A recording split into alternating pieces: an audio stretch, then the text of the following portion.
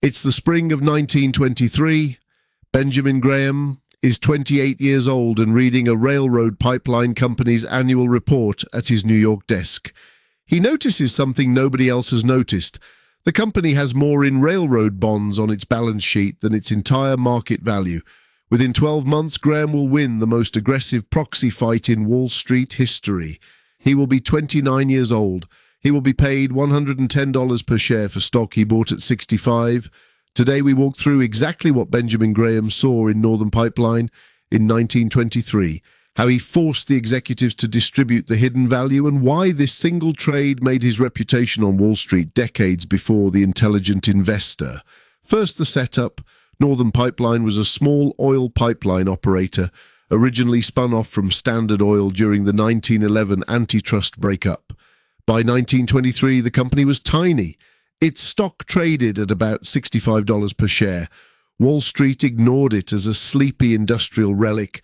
Almost no analyst followed it. Then Graham did something almost no investor was doing in 1923.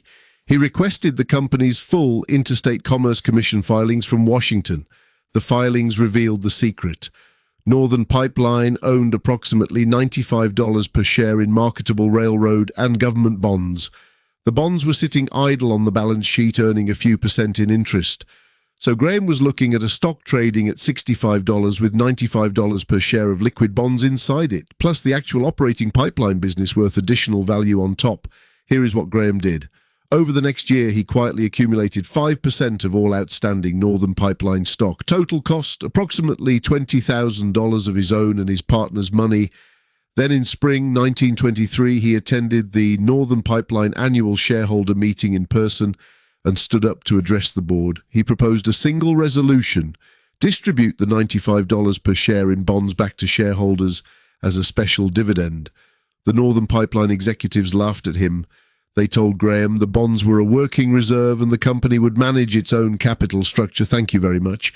The resolution was voted down by management's controlling bloc. Graham did not stop. Over the next 12 months, he launched a full proxy fight. He wrote letters to every Northern Pipeline shareholder explaining the math. He visited the largest shareholders in person.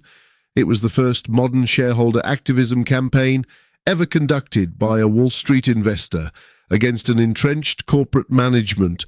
Graham won the proxy fight in 1924.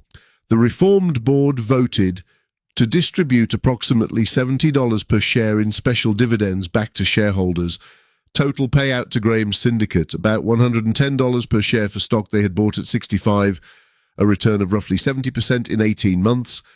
More importantly, the trade made Graham famous on Wall Street as the man who could read a balance sheet better than the executives running the company.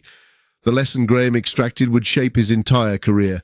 Quote, "The market is a voting machine in the short run and a weighing machine in the long run." End quote. In 1923, he weighed Northern Pipeline correctly. The market eventually agreed. That is the entire trade.